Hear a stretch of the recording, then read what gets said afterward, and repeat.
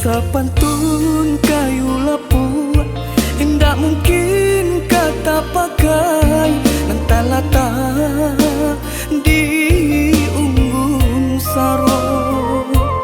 Hanyalah kayu api panarang hari nan galo anguy si badan diri. Adik putih rumah gadang pangganti tongganan tua itu alam biasa sana. Kok jode naik kasan saro indah mungkin ka ditopang senso kasudahannya.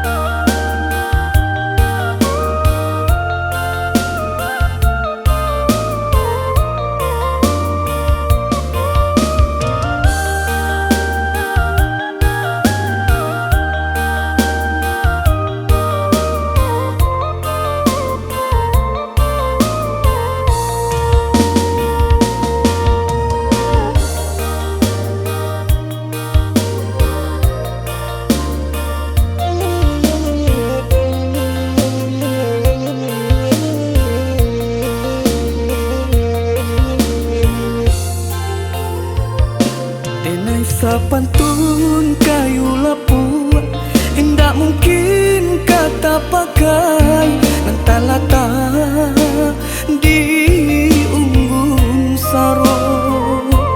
Hanyalah kayu api panarang hari nan galo anguy si badan diri. Adik putih rumah gadang pangganti tongganan tua itu alam biasa sana.